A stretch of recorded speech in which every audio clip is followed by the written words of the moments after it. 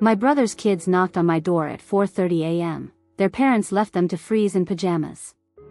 At 4:30 a.m., someone started knocking at my door. When I opened it, my brother's 2 kids were outside, shivering, crying, barefoot, and wearing only pajamas in the freezing dark. There are moments in life you never forget. Births. Deaths. Life-changing decisions. And then there are the moments that hit you in the chest so hard. You feel them decades later. For me, it was the sound of tiny fists knocking on my door. At 4:30 in the morning. At first, I thought I was dreaming. Half asleep. Disoriented. Then I heard it again. Tap. Tap. Tap. Soft. Weak. Desperate. My eyes snapped open. Who the hell? I grabbed my phone. 4:31 a.m. I lived alone. No one should be arriving at my house at dawn. I walked toward the door slowly. My heart pounding in my chest. I didn't turn on the light. Instinct told me to stay cautious. The knocking came again. More frantic. More desperate. Then I heard it. A small voice. Auntie? Auntie, are you there? Everything inside me froze. I knew that voice. It was Lily. My brother's daughter. 8 years old. My hands shook as I unlocked the deadbolt and swung open the door. That's when my world stopped. The children on my doorstep. There they stood. Lily and her younger brother, Jacob. Lily was hugging her arms around herself, shivering violently. Her thin pajama shirt wasn't made for 28-degree temperatures. Her hair was tangled. Her lips trembling. Jacob, only 4 years old, was barefoot. Barefoot. In the freezing cold. In dinosaur pajamas and no coat. He was shaking so badly I could hear his teeth chatter. His little fists were red. His cheeks blotchy. Tears streaked across his face. Auntie, he whimpered. We were cold. I dropped to my knees instantly. Oh my God, what happened? Why are you outside? Where are your parents? Lily started sobbing. They left. My heart stopped. They what? They left the house, she cried. Daddy and Mommy told us not to bother them. But it was cold. And Jacob got scared. Anne, we went outside to look for you. My stomach twisted violently. You walked here? In the dark? She nodded as tears streamed down her face. It was so cold. I scooped Jacob into my arms. He felt like a block of ice. And ushered Lily inside. I slammed the door shut. Babies, you're safe now. You're safe. Lily broke down completely, crying into my shirt. I wrapped blankets around both of them and rushed to warm up some water for their hands. My hands were shaking so badly. I almost dropped the mug. I couldn't stop staring at Jacob's tiny toes. Purple, numb, raw from the cold pavement. My anger was rising, boiling, burning. But the fear was stronger. What time did your parents leave? I asked softly. Lily sniffled. I don't know. But we woke up and the lights were off and the house was empty. Did they tell you where they were going? She shook her head. No. They just weren't there. Jacob whispered. I was scared. I hugged him tighter. It's okay, sweetheart. You don't have to be scared anymore. Inside, I wasn't okay. Inside, I was a storm. Because I knew my brother. And I knew his wife. And there was no reason. No emergency, no accident, no excuse on earth. That justified abandoning 2 children like that. Not at 4:30 a.m. Not in freezing temperatures. Not barefoot. Not without telling anyone. Not ever. This wasn't the first time. But it was the worst. A part of me wasn't shocked. I should have been. But I wasn't. Because my brother, Thomas, and his wife, Megan, had been spiraling for years. Drinking, fighting, screaming matches at all hours. Cops called more than once. Debt piling up. Unemployment. Money disappearing. Bills unpaid. And the worst part? They took it out on the kids. Not physically. But emotionally. Neglectfully. Dangerously. I had tried to intervene before. Tried to talk to them. To help. To step in. But every time, they pushed me away. Mind your business. The kids are fine. We're handling it. You're overreacting. You don't understand. But today? Today there was no denying it. 2 children walked through the frozen dark. Alone, barefoot, shivering. Just to find someone who wouldn't abandon them. And they chose me. My chest tightened painfully. I looked at Lily. Her eyes were still red from crying. Hands shaking as she held the warm mug. You did the right thing coming here, I said softly. She nodded, sniffling. Are mommy and daddy coming back? Jacob whimpered. Do they know we left? I clenched my jaw. Because the truth was, I didn't know where they were. I didn't know when they left. I didn't know if they were drunk, high, fighting, or just careless. But I did know this. They didn't call. They didn't text. They didn't notice their children missing. Or worse. They noticed. And didn't care. My first call. My fingertips trembled as I reached for my phone. Who are you calling? Lily asked, voice trembling. Someone who needs to know what's going on. I wasn't sure whether to call. My brother. His wife. The police. Or CPS. But one thing was certain. This wasn't going to be swept under the rug. Not this time. First, I tried calling my brother. The phone rang. And rang. And rang. No answer. I tried Megan. Voicemail. I tried again. Voicemail. I tried one more time. Voicemail. My stomach dropped. I felt Jacob clutch my shirt. Don't let the police take us, he whispered. My heart broke completely. Oh sweetheart, I whispered. No one's taking you away. Not while I'm here. Lily looked terrified. Are we in trouble? No, I said firmly. You did nothing wrong. I hugged them both again. Inside, I was shaking. This wasn't an accident. This wasn't miscommunication. This wasn't a misunderstanding. This was child neglect. And it had just escalated into something criminal. The second call, the one I never wanted to make. I stared at my phone for a long moment. Then, I made the call I was dreading. Hello, this is Child Protective Services emergency line. How can I help you? My throat closed.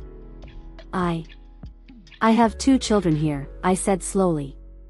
My brother's kids. They showed up at my house alone.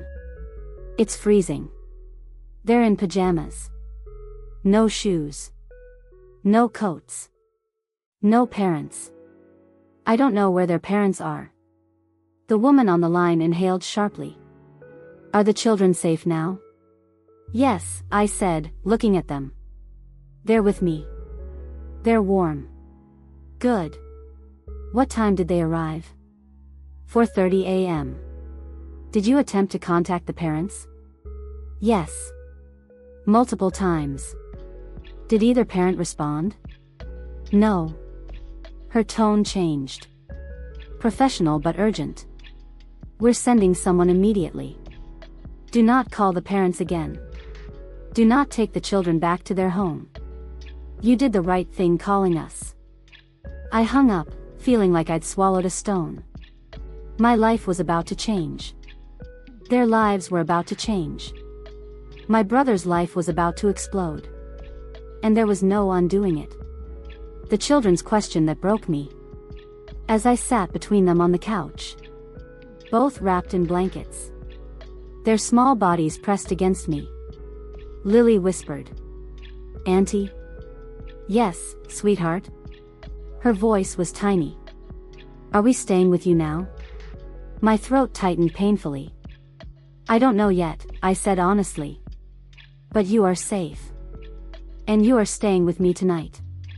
Okay?" She nodded and leaned her head on my shoulder. Jacob put his thumb in his mouth and curled into my side. And something happened in that moment. Something quiet, but life-changing. I made a decision. Not spoken. Not announced. Not dramatic. Just solid. I wasn't letting those children go back to danger. Not without a fight. And if that meant going against my own brother, so be it. Because blood doesn't make you family. Love does. Safety does. Showing up does. And their parents had failed all three. Which meant I was about to step into a battle I never asked for, but one I damn sure wouldn't lose. The night CPS arrived. And the truth we couldn't unsee. When CPS and the police walked into my home, they didn't just find two freezing children. They found a truth so disturbing, it changed everything we thought we knew about my brother and his wife. I thought calling CPS would be the hardest part. But waiting for them? That was worse. Every minute felt like an hour. I held Jacob in my arms as he drifted in and out of sleep, still trembling from the cold, while Lily sat beside me wrapped tightly in a blanket, watching the door like she expected her parents to burst in and start screaming. The look in her eyes terrified me. It wasn't just fear. It was experience. Like she'd seen this movie before. Like abandoned at 4:30 a.m. wasn't as shocking for her as it was for me. My stomach turned. How many times has this happened? I wondered. At exactly 5:16 a.m., headlights flashed across my window. Then a knock. Firm. Authoritative. I opened the door. CPS stood there with a clipboard, followed by two uniformed officers. My heart dropped. This just got real. The officials enter. The CPS worker, a woman in her 40s with kind eyes but a steel spine, introduced herself. "Hi, I'm Ms. Ramirez. Please show us inside."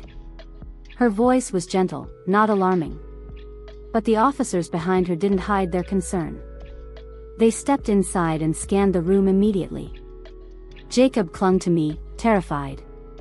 Lily's hand found mine. "It's okay," I whispered. "You're safe."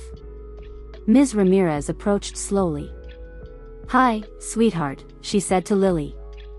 "Can you tell me what happened tonight?" Lily swallowed hard. "We woke up in. Mommy and Daddy were gone." "Do they usually leave you alone at night?" Ms. Ramirez asked.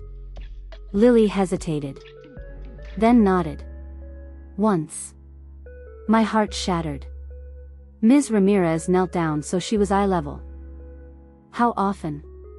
Lily glanced at me like she was asking for permission to tell the truth. I squeezed her hand. "It's okay," I said softly. "You're not in trouble. You can tell the truth." She took a breath. "A lot." Jacob whispered. "Sometimes it's scary." The CPS worker closed her eyes briefly like she was processing the weight of that answer. The officers exchanged glances. One pulled out his notebook. The officers start asking questions. Officer Daniels, tall and serious, approached me. "Ma'am, can we ask you some questions privately?" I nodded. My stomach churned. We stepped a few feet away. "Do you have any idea where the parents might be?" "No," I said. "I've tried calling them." No answer. Do the parents have a history of drug or alcohol abuse? I hesitated. Then. Yes. Any history of domestic violence or police calls? My throat tightened. Yes. Have you witnessed neglect before? I looked back at the children. Jacob was sucking his thumb, eyes glazed with exhaustion. Lily was hugging her knees, staring at the floor. Yes, I whispered. The officer nodded slowly. Okay. That aligns with what we're starting to see. What does that mean? I asked. He lowered his voice. Children don't walk barefoot in freezing temperatures looking for help unless something very wrong happened. That sentence will stay with me forever. The phone call, and the lie. At 5:42 a.m., my phone buzzed. My brother. I stared at the screen. Part of me wanted to ignore it. Part of me wanted to scream. But I answered. Where are my kids? He shouted immediately. Not, are they okay? Not, what happened? Not, thank God someone found them. Just. Where am my kids? I stepped outside to talk privately. They're safe, I said coldly. They're with me. I woke up and they were gone, he yelled. You left them alone. I snapped. At 4 in the morning. It was only for a little while. He actually said that. Only. 4. A little. While. I saw red. You left a 4-year-old barefoot in the cold, Thomas. That's not true. They walked to my house, I cut him off. In the dark. Freezing. Terrified. Silence. Then he said the sentence that sealed his fate. Megan and I needed space. You wouldn't understand. I nearly dropped my phone. Space? I shouted. You abandoned your children. It wasn't that cold, he muttered. It was 28 degrees. Where are you right now? I asked through clenched teeth. We're home, he lied. No, I said bitterly. You're not. How do you know? He barked. Because the police are at your house. Silence. A long, dangerous silence. Then. You called CPS, he roared. Yes, I said. Because you left 2 children to freeze. You ruined everything, he spat. You always stick your nose where it doesn't belong. He hung up. My hands were shaking. Not from fear. From relief. Because he had just shown exactly who he was. And now CPS would see it too. The real truth emerges. As I stepped back inside, Ms. Ramirez was gently examining Jacob's feet. Oh my God, she whispered. What? I rushed over. She held up his tiny foot. It was purple. Swollen. Cold to the touch. Another worker had arrived by then, and they exchanged a grim look. This is early-stage frostnip, she said. If he had been out there longer. She didn't finish. She didn't need to. My stomach twisted.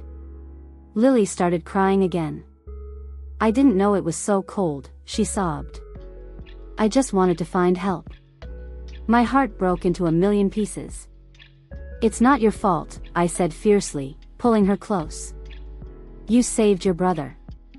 You did everything right. She sobbed harder. Jacob leaned into me, exhausted. Ms. Ramirez stood, her expression resolute. I need to ask a critical question, she said softly. Would you be willing to provide emergency kinship care tonight? Yes, I answered without hesitation. Potentially longer, depending on the investigation.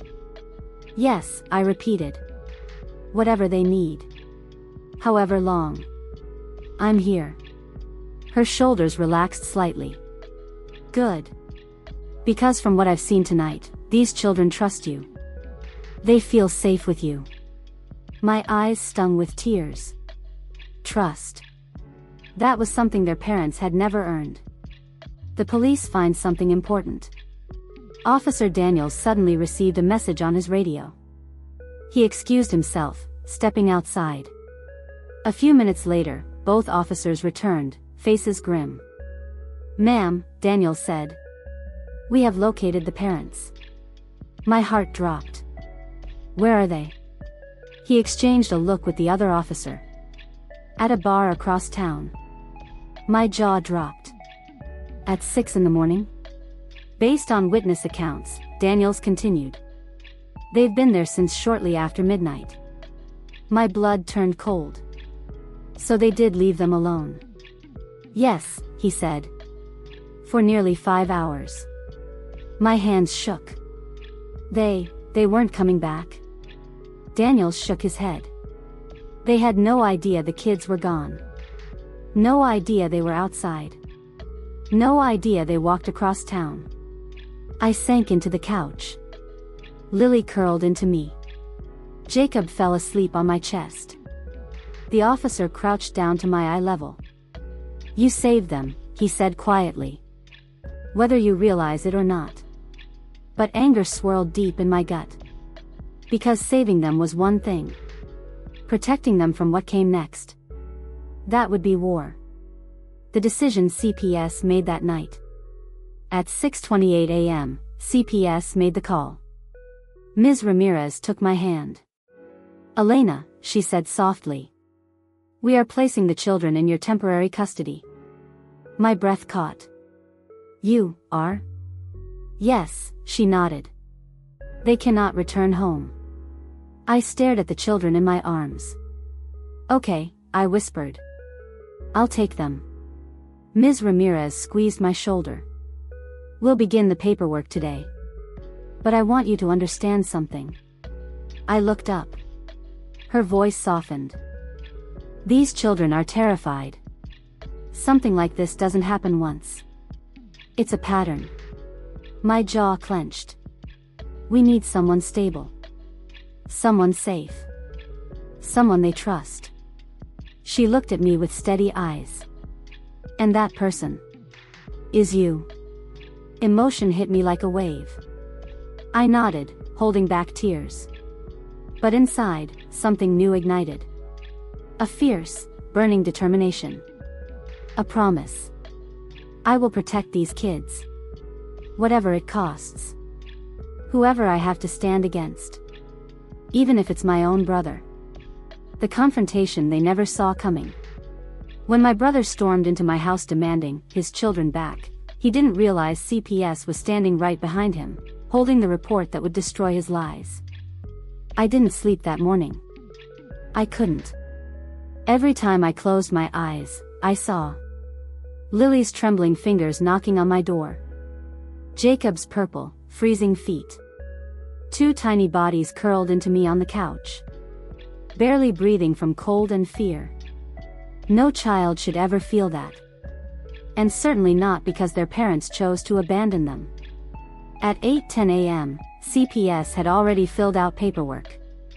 The officers had taken statements.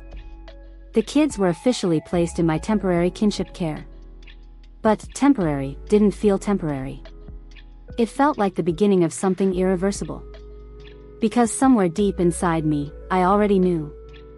If my brother fought for them, I'd fight harder. If CPS wanted me to take custody, I'd take it. And if those kids never went back home, good. They deserved better than neglect dressed up as parenthood. The doorbell slammed. At 9:02 a.m., the doorbell rang so hard I thought it would crack. Jacob jolted awake, terrified. Lily immediately curled closer to me. My heart dropped. Only one person rang a doorbell like that.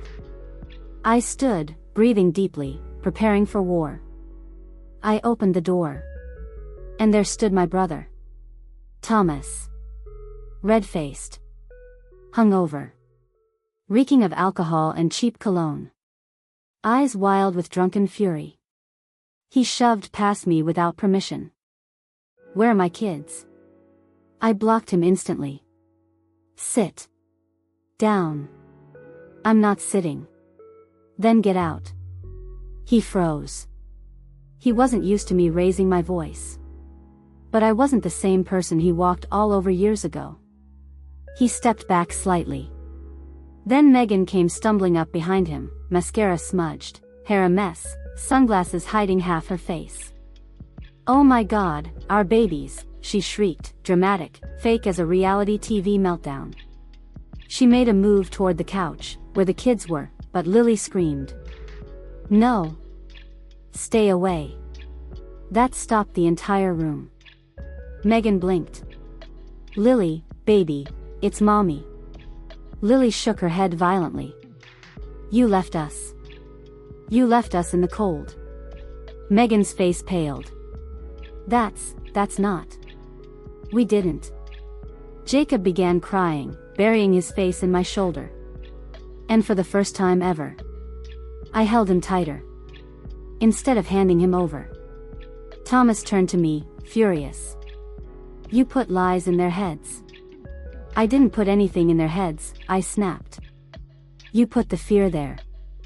You abandoned them." He flinched. We weren't gone long. They walked to my house. I cut him off. In freezing temperatures. At 4:30 in the morning. Barefoot. Thomas's jaw clenched. "That's their fault." They wandered off. "Oh no. No, no, no." He did not just say that. I stepped closer, my voice low and sharp. "They are 4 and 8. Children don't wander off barefoot at dawn." They were scared. They were freezing. They were alone. Megan rolled her eyes. "You're exaggerating." And that was the moment CPS stepped out from the hallway. The CPS entrance. Ms. Ramirez cleared her throat sharply. Both parents spun around like they'd seen a ghost. "Good morning," she said, voice calm but deadly. Thomas stuttered. What are you doing here?" She held up her clipboard. "We're here because your children were found abandoned outside in 28-degree weather." Megan's face went white. "That's not what happened. They left the house." "And you weren't there," Ms. Ramirez cut her off. "Is that correct?" Thomas swallowed. "We stepped out." "For how long?" she asked. "A few minutes." Her eyes didn't waver. "So you left them unattended while you were drinking at a bar?" He stiffened. "That's a lie. We have bar security footage," Ms. Ramirez said coolly. "You arrived shortly after midnight and left at 8:53 a.m. Silence. Complete, damning silence. Megan's jaw dropped. "What? They didn't even tell us when they filmed." "Bars have cameras," Ms. Ramirez replied dryly. "Especially the one where you were ordered not to return last month." My eyes widened. "Oh. They didn't know CPS already had that." Megan looked like she might pass out. Thomas clenched his fists. "You're blowing this out of proportion. We're good parents." Ms. Ramirez's voice turned to steel. "No. You are dangerously negligent parents." She pulled out the report. "Your son has frostnip. Your daughter described repeated nights alone. Your home was empty for 9 hours.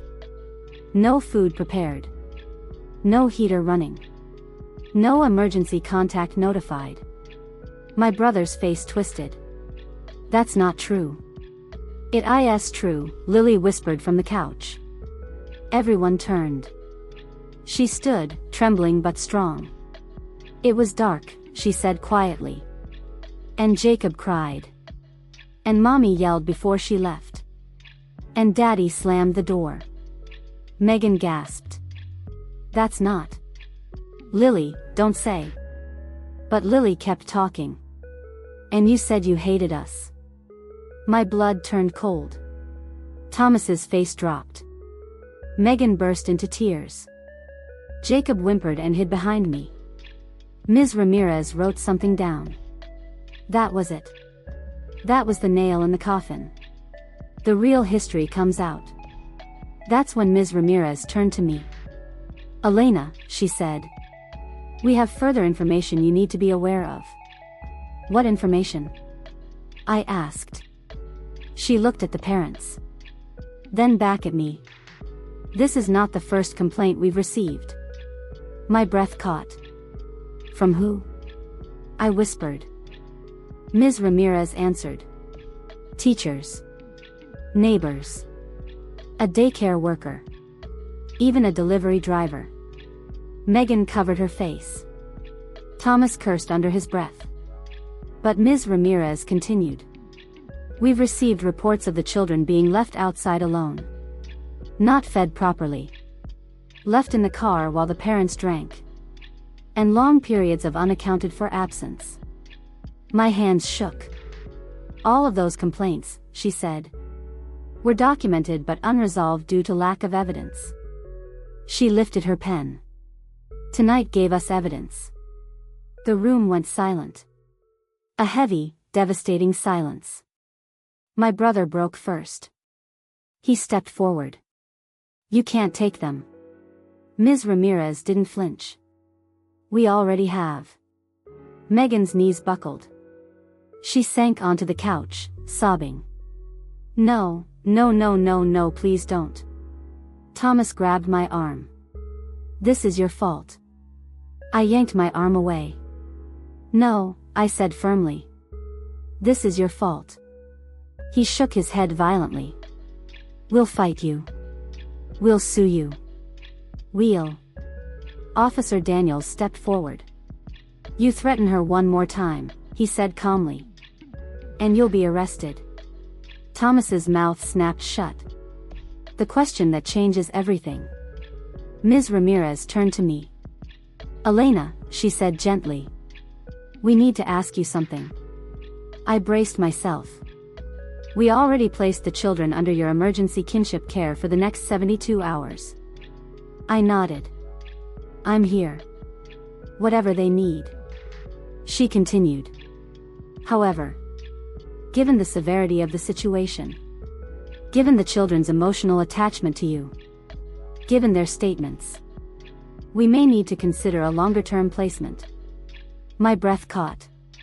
Lily grabbed my hand tightly. Jacob wrapped his arms around my leg. Thomas shouted, "They're my kids." Ms. Ramirez ignored him. She looked into my eyes.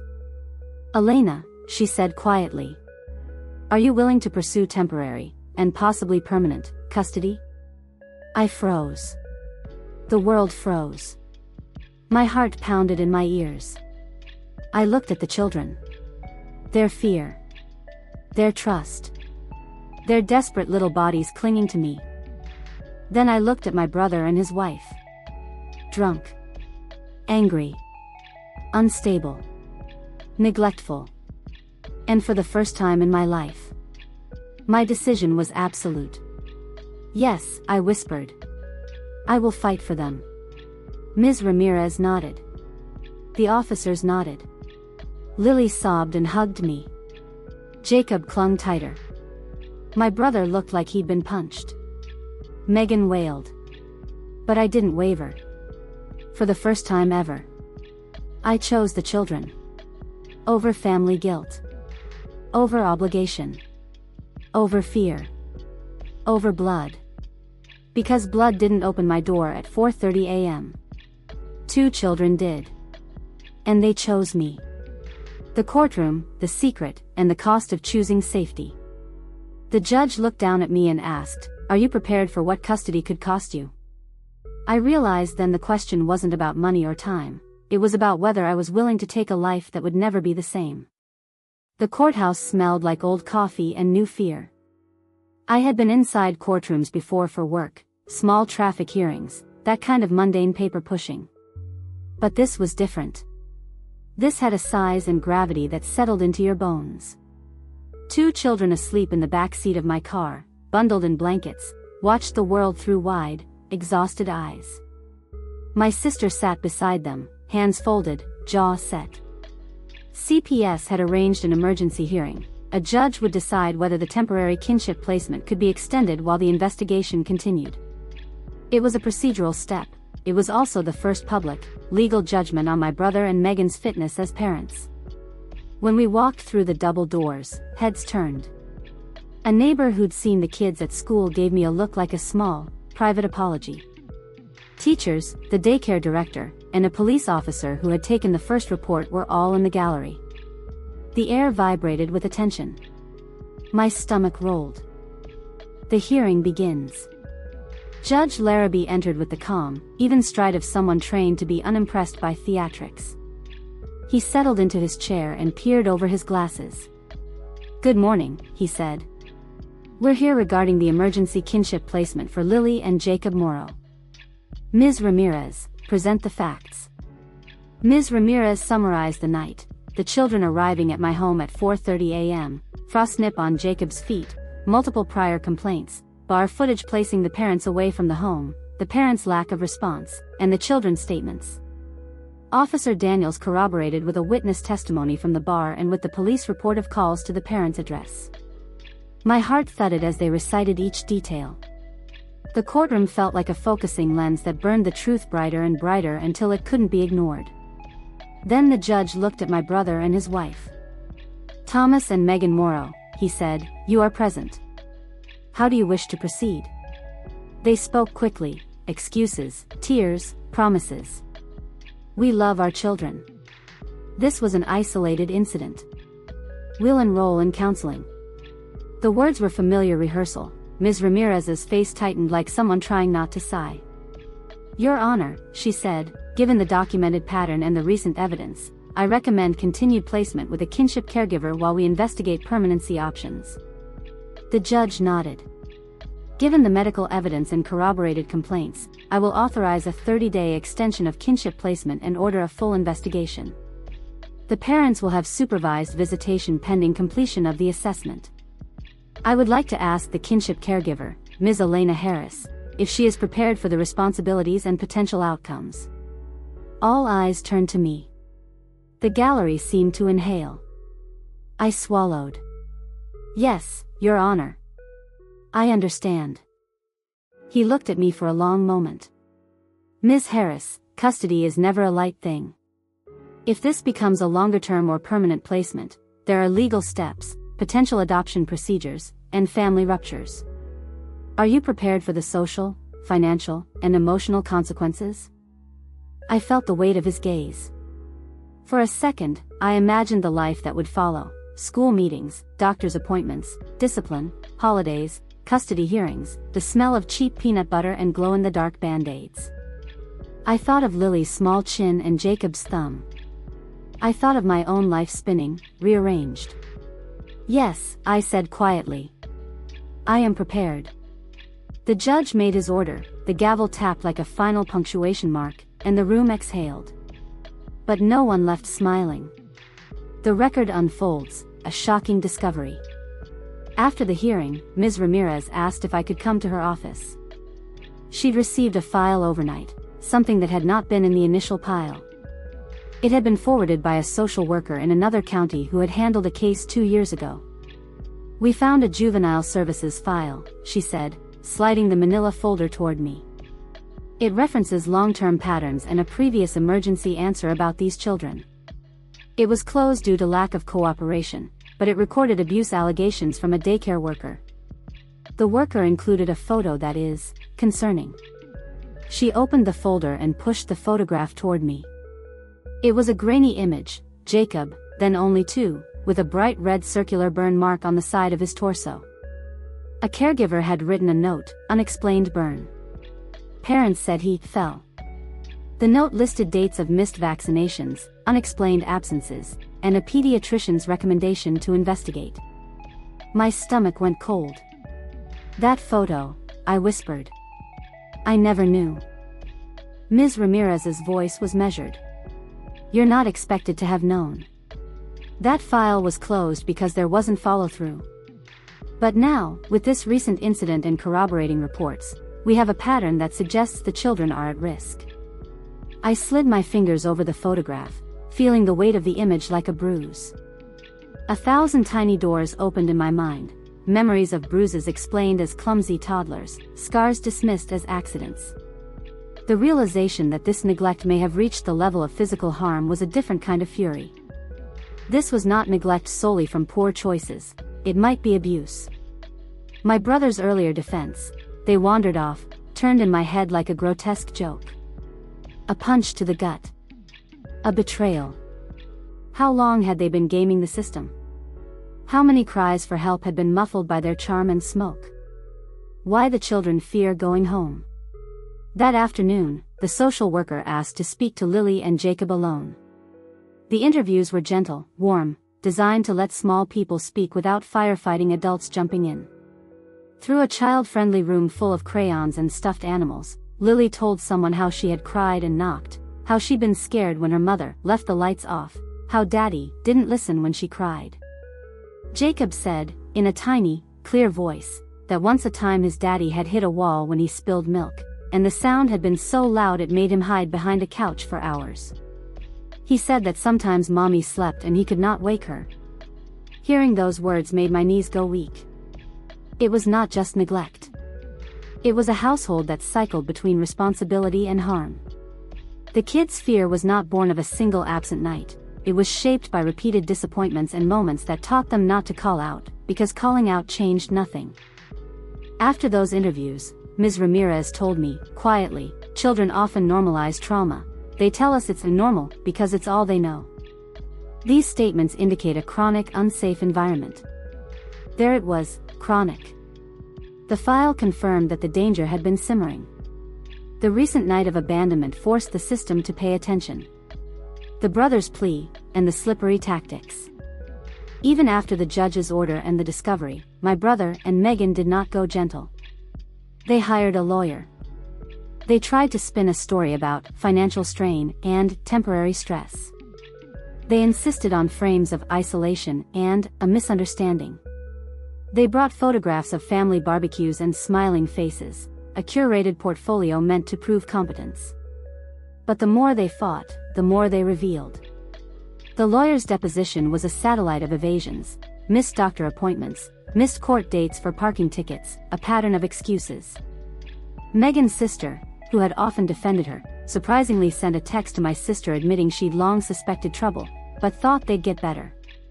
At one point, my brother's lawyer tried to discredit me, suggesting I was family internal and overreacting, insinuating motives about custody, and subtly suggesting I wanted to steal the kids.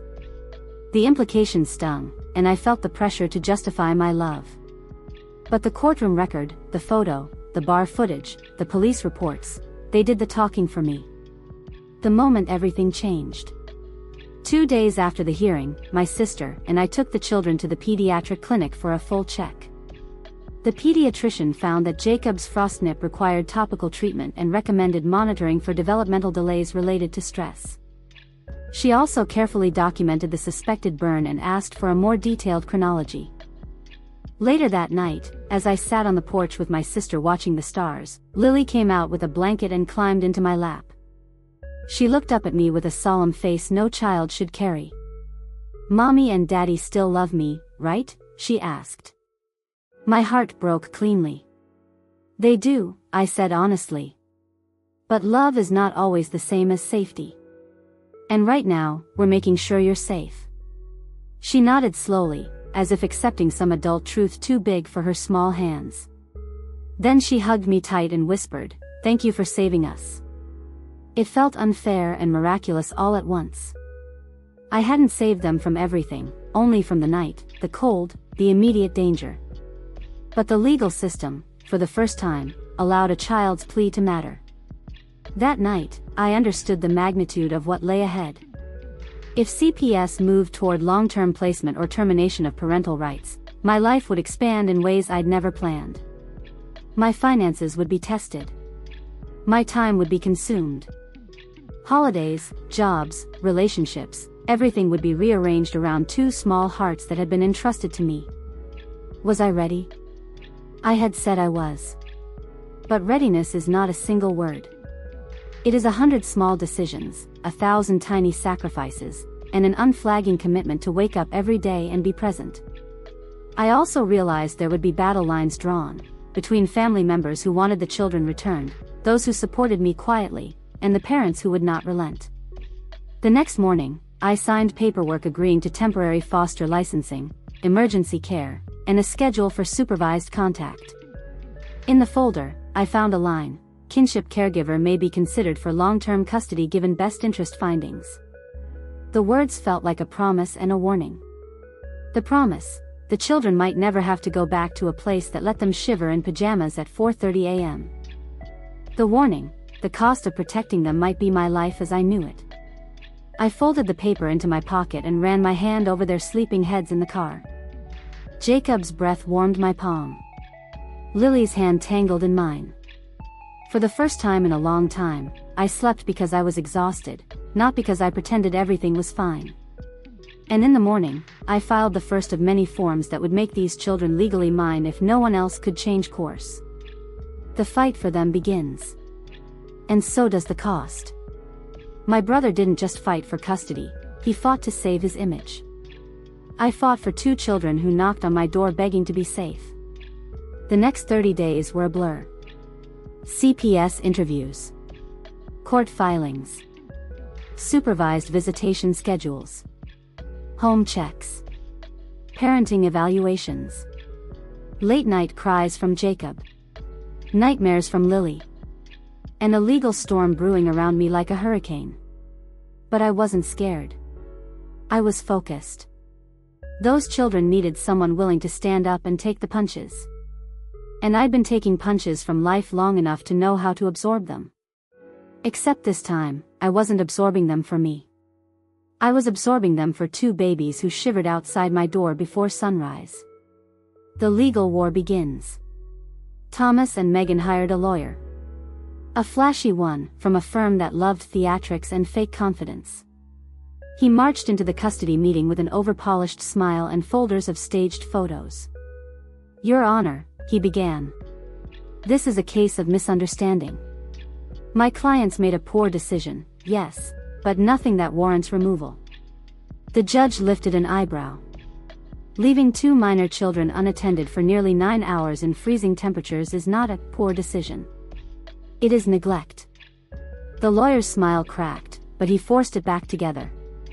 They have apologized and are ready to begin family counseling. They love their children. They don't deserve to have their family ripped apart. I kept silent.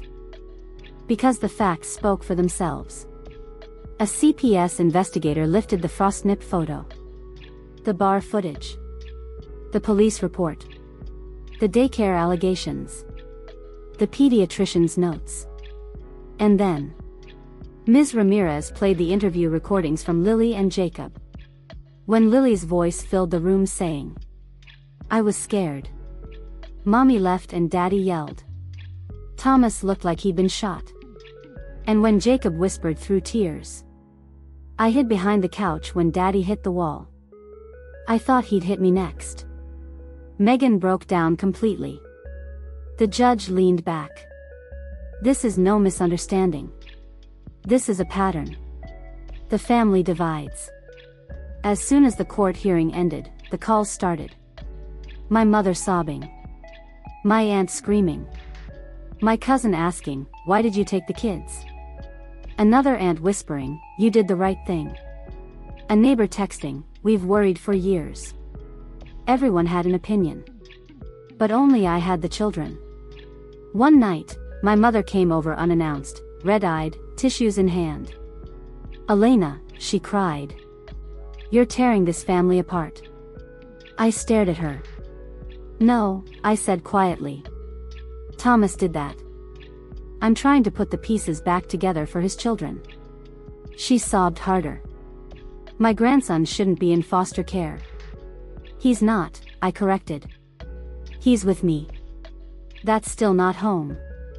"It's safer than home," I said coldly. "And deep down, you know it." She covered her face, shaking. But then she whispered something that stunned me. "I'm scared he'll lose them forever." I swallowed. "Then tell him to do better," I said.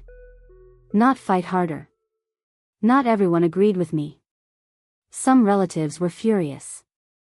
Others quietly thankful. Some unfriended me online.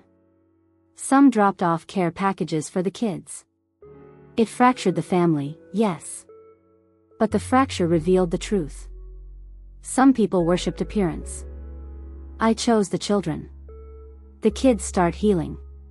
The first week in my house, Lily didn't speak unless spoken to. Jacob wouldn't sleep unless someone touched his hand. By week 2, they were eating regular meals, napping, laughing sometimes.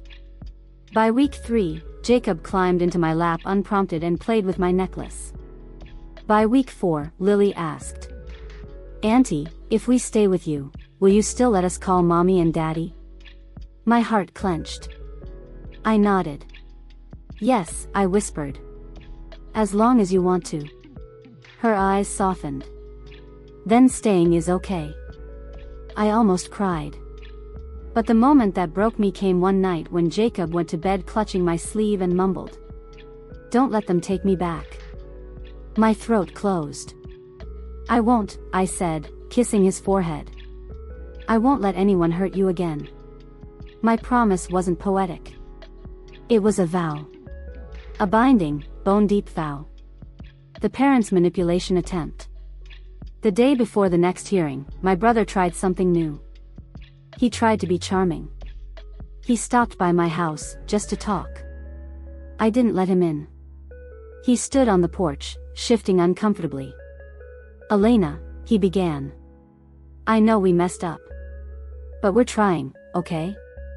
"Trying now," I corrected. "Not when it mattered." He sighed. "You don't get it. We were under stress." "Everyone is under stress," I said sharply. They didn't show up at my door barefoot in pajamas. He flinched. Are they okay?" he asked weakly. "They're healing," I said. Slowly. His face softened with something that almost looked like guilt. Then he tried the manipulative route. "What if we share custody?" I stared at him. "No," I said firmly. "Why not?" he snapped. "Because your definition of parenting is showing up when it's convenient. Mine is showing up even at 4:30 a.m. He clenched his jaw. "You think you're better than us?" "No," I said. "I think I'm better for them."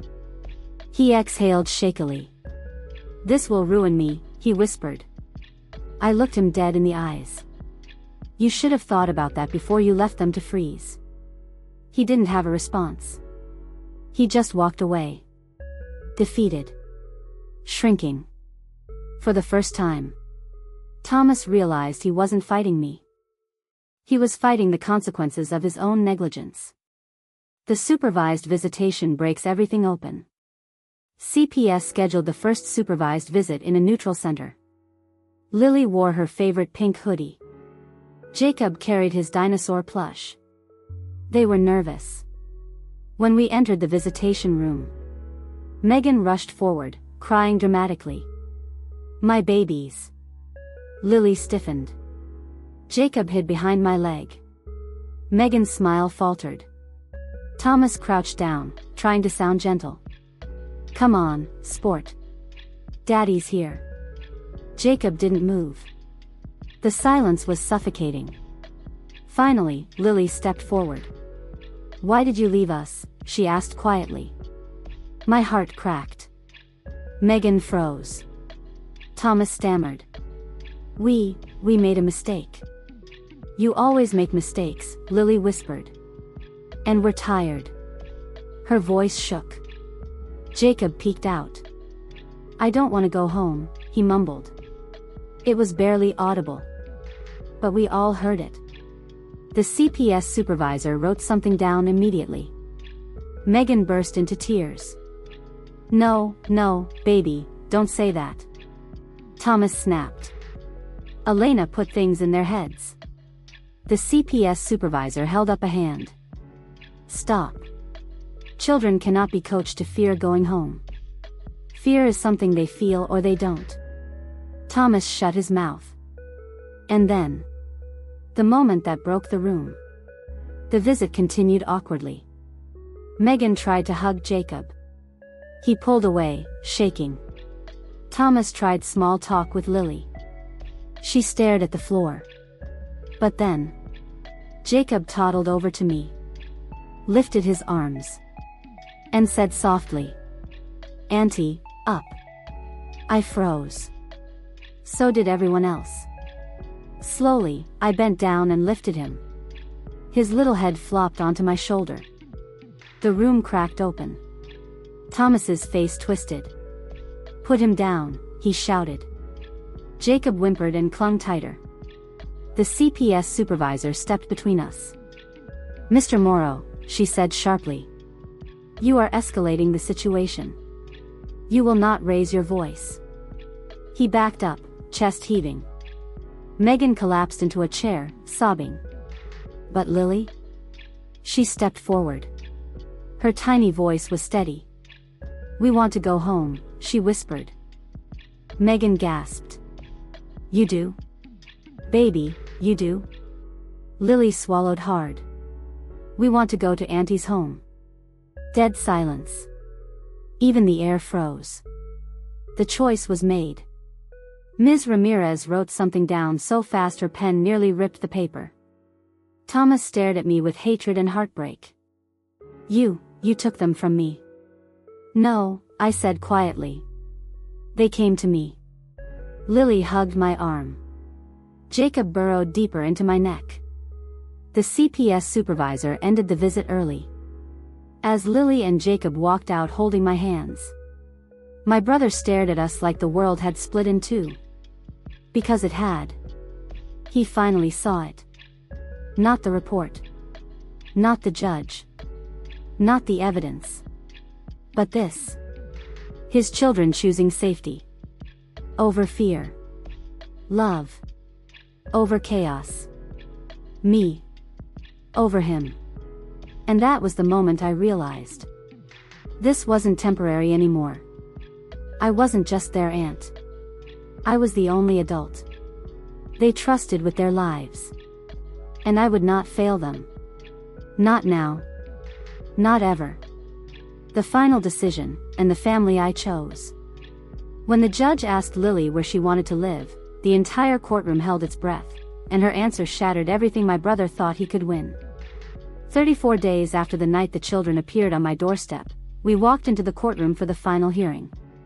This wasn't a formality. This was the decision. Temporary custody wasn't enough anymore. The judge would decide if the children should. Heavy checkmark return to their parents.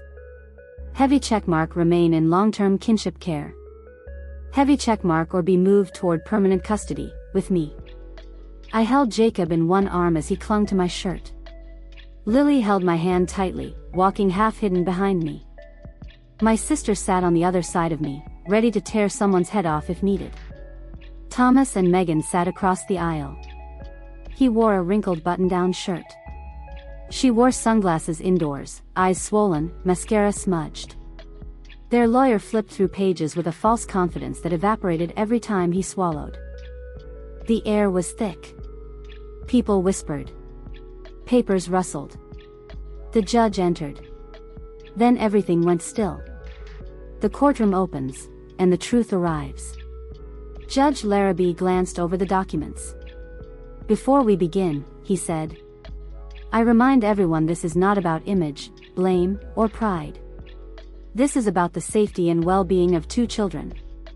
Thomas exhaled sharply, as if offended already. The judge continued. "We will begin with CPS findings." Ms. Ramirez stood. Her file was thick, thicker than I expected. She summarized findings gently but firmly.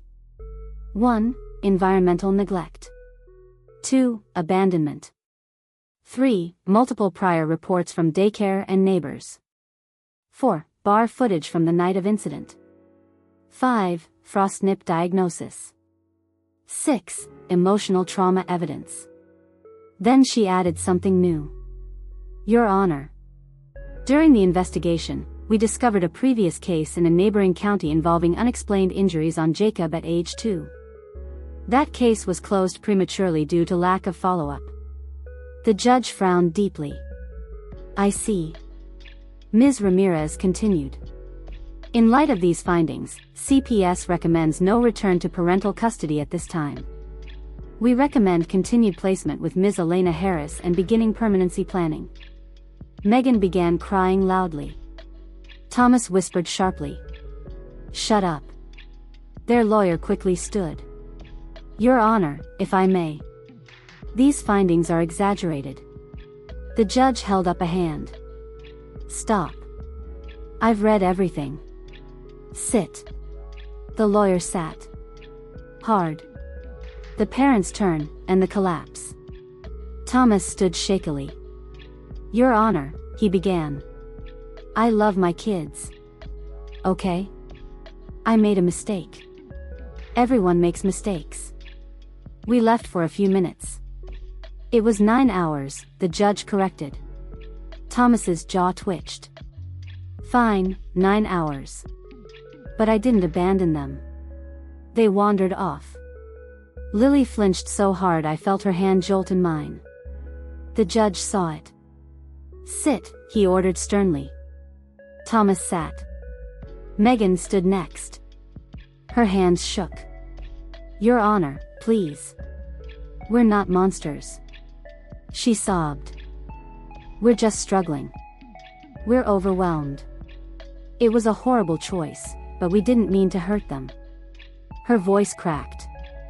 "I miss my babies." The judge didn't answer. Instead, he looked straight at Lily and Jacob. And that was when the room went silent. Because the judge had decided something critical. He was going to ask the children themselves. The heartbreaking twist, the children speak. "Lily," the judge said softly. "Would you like to come up and speak to me?" Lily froze. Her grip tightened painfully. I knelt and whispered, "You're safe. You don't have to say anything you don't want to." She nodded, tears forming. Then she let go of my hand. And walked slowly to the stand. Small, trembling, but brave. The judge leaned forward gently. "You can call me Judge L," he said kindly. "I want to ask you just one question." She wiped her eyes. "Okay." Judge L lowered his voice. "Where do you feel safest living right now?" The room held its breath. The air felt sharp. Lily looked at her parents. Megan was silently begging. Thomas was stone-faced. Then Lily looked at me. My heart cracked open. And she whispered, "With Auntie." A gasp rippled through the courtroom. Megan sobbed so loudly the bailiff told her to quiet down. The judge nodded gently. "Thank you, Lily. You can go back now." She ran to me, burying her face in my shoulder. Jacob suddenly tugged on my arm. "I want to say too." Everyone stared. He walked up on his tiny legs. The judge smiled softly. "What about you, Jacob? Where do you feel safe?" Jacob lifted his finger and pointed. Directly at me. "Auntie's house." Thud. The sound of a grown man's heart breaking. Thomas's face cracked. Anger twisting with something raw and gutted. Megan covered her mouth and sobbed into her knees. The judge leaned back. His decision was already made. The final moment, and the verdict. The courtroom was silent as the judge picked up his pen. His voice was solemn. "In the matter of Lily and Jacob Morrow." Time stopped. "The court finds that returning the children to the custody of Thomas and Megan Morrow would pose a significant risk to their physical, emotional, and developmental well-being." Thomas inhaled sharply. Megan shrieked. But the judge wasn't finished. "Therefore, effective immediately. Heavy checkmark full temporary custody is granted to Ms. Elena Harris. Heavy checkmark parental rights are restricted. Heavy checkmark visitation will be supervised only. Heavy checkmark the parents must complete rehabilitation, classes, and counseling before any reconsideration." Megan sobbed harder. Thomas covered his face. The final words sealed everything. "And CPS will begin permanency planning with Ms. Harris as the primary placement. Permanency planning. A legal phrase meaning one thing. The children were no longer expected to go back. They were expected to stay with me. For good. After the verdict, and the breakdown.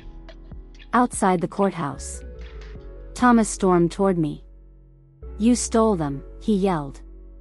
The bailiff stepped forward. I stared him dead in the eyes. "No," I said calmly.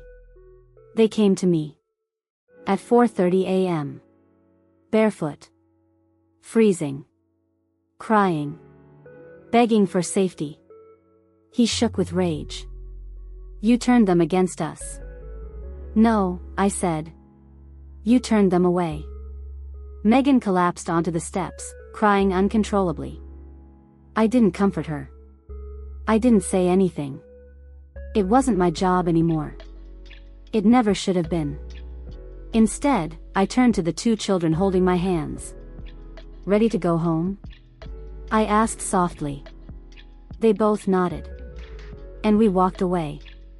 Not rushed. Not scared. Just free. The new life, and the final piece. That night, I tucked both kids into the same bed. A brand new bunk bed we built together. Fairy lights hung on the wall. Dinosaur stickers covered the window. Lily chose a pink comforter. Jacob chose one with rockets. They brushed their teeth together. Ate spaghetti at the table. Watched a movie curled into my arms. And when I turned out the lights, Lily whispered, "Auntie?" "Yes, sweetheart." "Do we stay forever?" I kissed her forehead. "You stay as long as you want." Jacob chimed in. "I want to stay forever." Tears burned behind my eyes. Then forever it is. They fell asleep holding hands. For the first time in their lives. They slept without fear. And for the first time in mine, I felt I had done something truly right. The real revenge, quiet and permanent. I didn't scream. I didn't fight dirty. I didn't sabotage. My revenge was simple. I gave their children the life they deserved. Warm beds.